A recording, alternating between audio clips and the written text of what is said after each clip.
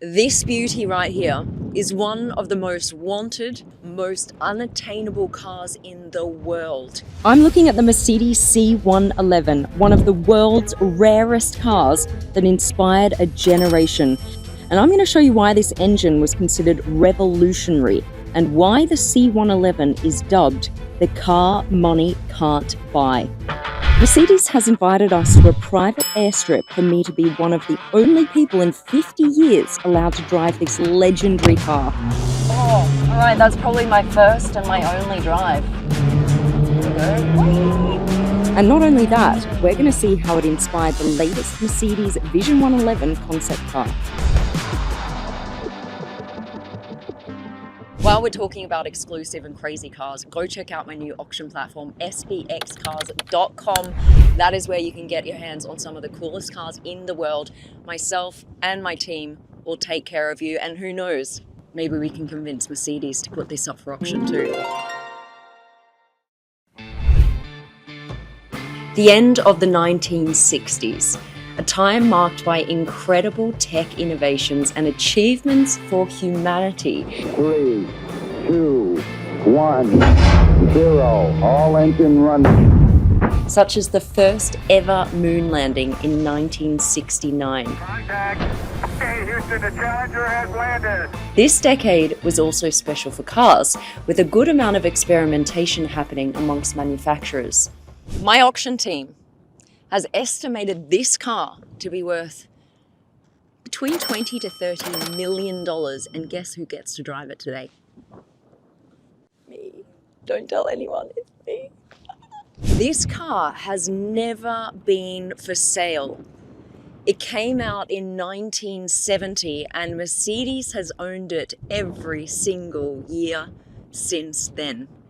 This is the Mercedes C111 second generation. It is the only one of its kind. It has a 4-rotor Wankel engine. I'm going to go into that later on in the video, but basically that is why this never went into production. But before we go into the details of the C111, let me tell you a little bit about the backstory of this car. The C111 was designed by Bruno Sacco, the first car to ever be designed entirely on a computer. It was meant to be an experiment for advanced technologies, showcasing what the future of Mercedes-Benz could look like. And let me tell you, they did not disappoint. At the time, the design of the C111 was pure futuristic fantasy. Gull-wing doors, a sleek wedge-shaped body, and curves that made it look like it was ready to take off rather than just drive. Even the bright metallic orange color, inspired by the German wine Weissherbst, was specifically chosen to stand out at car shows. It was unlike anything the world had seen before. This was meant to be the successor to the 300 SL Gullwing, hence the Gullwing doors, right? They haven't worked out how to make this engine last longer and go further than 100,000 kilometers. Isn't that mad? So it's one of the most complicated engines in the world. Now, this is fiberglass reinforced plastic. That's what the body is made out of, plastic. Now, it's because back then in 1970, it was one of the lightest materials available to make cars. And then it has a steel frame underneath. This car only weighs 1,300 kilos. They have 2 tanks here, and you have to fill up on the left, and that'll only give you half a tank. Well, one of 2 tanks. To fill the other tank, you've got to come around here and fill it up on this side as well.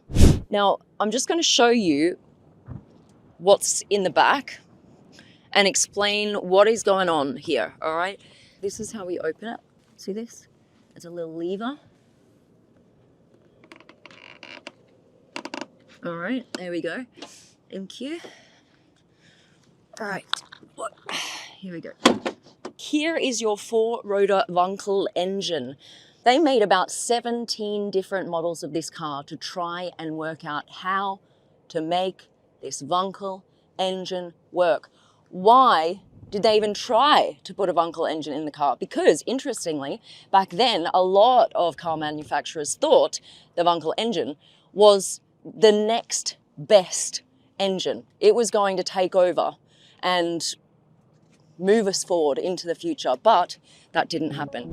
The heart that powers this icon was first designed back in the 1920s by German engineer Felix Wankel, with the first patent received in 1934. The first working prototype engine ran in 1957, but it wasn't until 1963 that the first car fitted with a Wankel engine hit production, and that was the NSU Spider. It's the only rotary internal combustion engine to ever achieve widespread adoption. Instead of pistons moving up and down, rotary engines use a triangular rotor that spins in an oval chamber. Now, compared to a conventional engine, the Wankel rotary engine has fewer moving parts, whereas a conventional engine has pistons, counterweights, valves, camshafts, flywheel, and so on. The only moving part in a Wankel engine is the rotary in the center. This engine is capable of producing a staggering 350 horsepower, allowing the car to hit a top speed of 300 kilometers an hour. This kind of performance was literally mind-blowing for the time. After about 80,000 kilometers, the seals would start to wear off, or would be pretty much worn off at that point, which means that it would start to burn the oil, and then you'd have way more emissions, and also it just wasn't that reliable. Mercedes was known for reliability, and if you were going to sell this to people and say, listen, you have to kind of replace things after 80,000 kilometers, they didn't want to do that for their customers. So they tried so many different iterations of this engine, and then they thought, you know what, let's just shove a V8 in there and see. And then they're like, yeah, it would work. However, we need to recalibrate the whole car around this V8 engine. So it just didn't make any sense. So this car, this body, everything, the suspension was made for the Wankel engine. And so eventually they were like, do you know what, it's too hard. It's not going to work.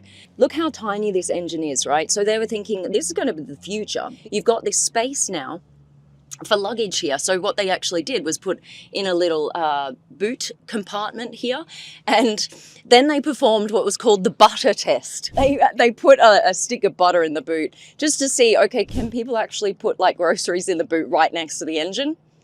No. It didn't work. It heats up way too much, right? So in testing, they were like, yeah, that's probably not going to work. Again, let's just remind ourselves this was a prototype. This is still in the making. So what they probably would have ended up doing is putting the spare tire in the back here and putting some luggage space in the front, which is what we see with a lot of mid-engine supercars today. This weighs a ton. Oh.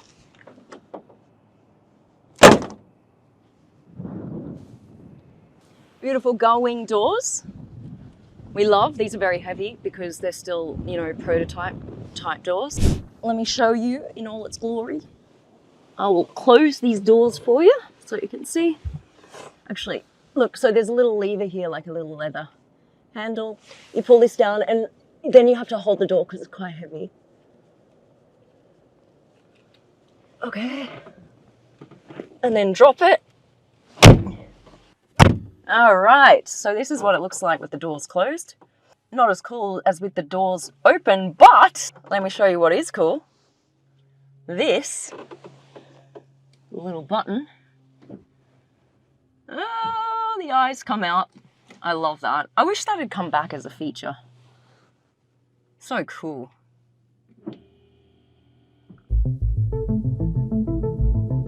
Mercedes-Benz kept pushing the boundaries with future versions of the C111. After the C111 second generation, they introduced the C111 2D in 1976.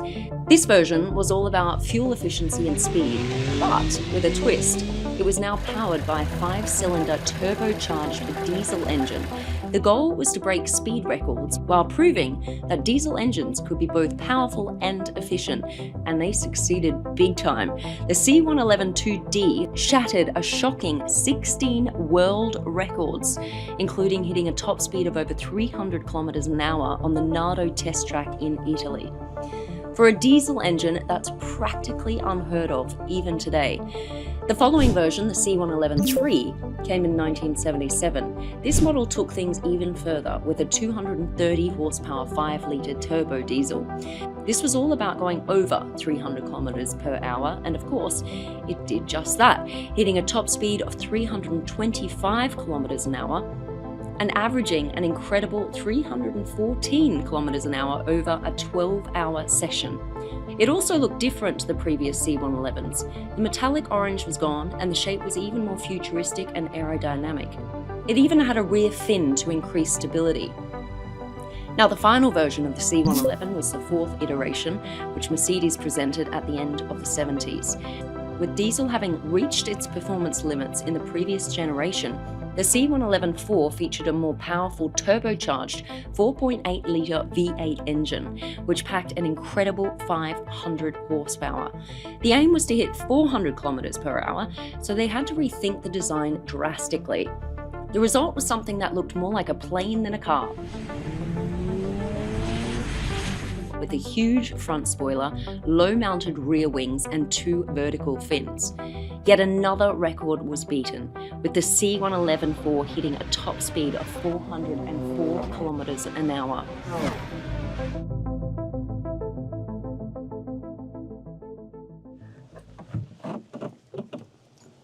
Oh! Oh my god! Oh my god! Okay. Oh. That was easy. I was just putting it on. All right, down here, look. There's this little cool button here for the headlights. So this is how you make it go up and down. Up, down. Your interior. 1970s steering wheel from Mercedes. This is kind of a classic steering wheel from that decade. You got your horns. Play around with that when the car's on. One on each side. And then you'll notice here, the rev meter goes all the way up to 9,000. Only the one with the Bunkel engine could rev to 9,000. The one with the V8 stops at 5,000. All right, you have a cassette player. Oh, it takes me right back.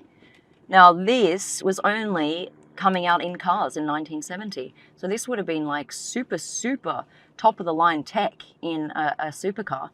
And then you have your classic dials here. Now, what is really interesting is, because they were still testing things out, the passenger side seat is actually higher and got more cushioning than the driver's side seat. So it hadn't yet worked out how much cushioning they actually wanted. But what I really like about these older cars is like, they're so much more comfortable than the new supercars with the, yes, you have nice leather bucket seats, but when you can sit on a lounge chair, I mean, look at this foam. Come on, that is so much better. Look. Love that. I'm just so comfortable. It's awesome. Now, what's also interesting is this gearbox is not from Mercedes. This is from a German gearbox maker called ZF. And when you drive it, there's quite an interesting safety feature that I'll show you. Now, before I take the C111 for a drive, I'm going to meet one of the female engineers who made it possible for the car to run again after 50 years. Now, this is a cool moment. I'm here with Rebecca. Now, she is one of 3 engineers, only 3, who have worked on this engine. I mean, how did it feel? That's pretty cool. Es ist sehr speziell, daran zu arbeiten. Man freut sich darüber, weil eigentlich sieht man das Fahrzeug tatsächlich ja nur im Museum stehen und nicht wirklich irgendwo in der Werkstatt, da es eben einfach nicht auf den Markt gekommen ist. Und auch der Motor ist völlig speziell und nicht alltäglich. How different is it to working on another Mercedes engine? Sehr speziell, weil es einfach ein anderes Auto ist, an dem man noch nie gearbeitet hat, ein völlig anderer Motor und komplett anders funktioniert und man sich erst reinlernen und reindenken muss. Very cool. This is your $20+ million 1970s Mercedes. Should we go for a drive? All right, this is the big moment. The big moment when they called me and said I could drive it. Wow. Okay, here we go. So, we've got it in neutral. Now I'm just going to turn the key and I've got to push the gas a little bit at the same time. So turn the key and a little bit of gas. All right. Oh, too much gas.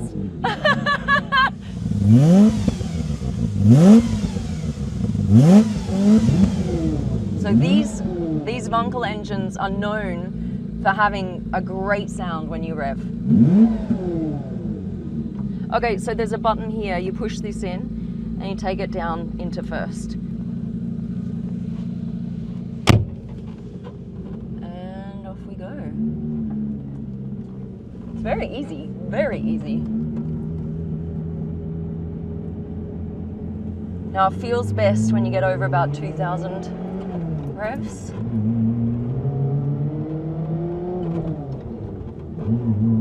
Oh, yeah, it feels so good in those, even in second gear.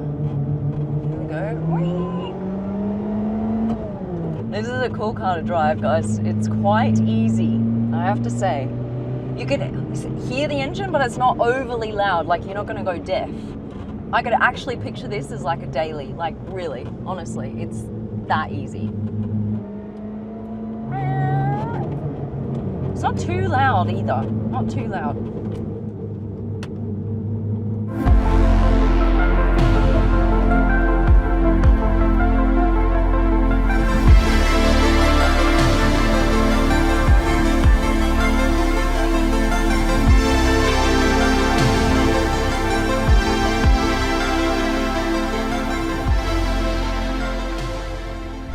While the C111 was initially built to be the successor of the 300 SL Gullwing, Mercedes-Benz never put this car into mass production. Instead, these cars ended up serving as experimental platforms to test new technologies like turbocharging, aerodynamics, the limits of diesel performance, and, of course, the potential of the Bunkel engine. And because it never hit production, it's unbelievably rare. Only 13 of these beauties were ever made, and now there are only 3 running models in existence. One with the Bunkel engine, one with the diesel engine, and one with the V8. And, get this, every single one of these iterations has been owned by Mercedes-Benz. That's right, you can't buy one, no matter how deep your pockets. This car is a piece of Mercedes-Benz heritage locked away in their collection. But the story of this iconic vehicle doesn't end here. Fast forward to 2023, and Mercedes-Benz decided to pay homage to the legendary C111 series with something spectacular, the Vision 111. This concept car is a modern reinterpretation of the original C111, blending current futuristic technology with design cues from the past. We've got these incredible silver seats, and that's because they wanted to not only make this car feel futuristic, but also give it that like 60s, 70s retro feel as well, with this like bright orange that just like seamlessly goes from the front all the way to the back to our luggage compartment, which is just gorgeous. The Vision 111 carries forward the spirit of innovation that the C111 was known for. Just like its predecessor, it's not about mass production, but about showcasing cutting-edge tech and design. This time, Mercedes went with an all-electric powertrain, an axial flux motor, which is more compact and efficient than traditional electric motors, providing the car with an insane amount of torque and acceleration. While the exact specs are still hush-hush, you can bet this thing is going to be fast. Both the C111 and Vision 111 are about looking forward, but in different eras.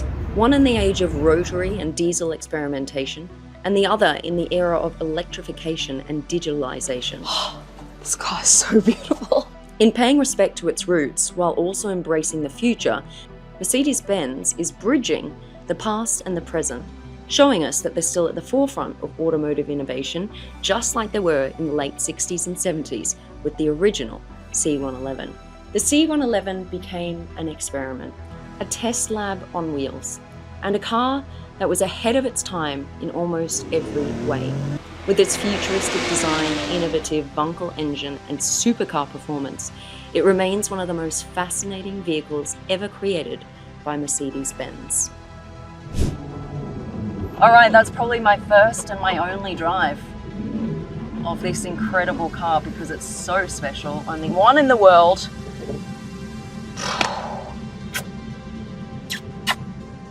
Wow, what an experience. Okay, let's get out. Thank you.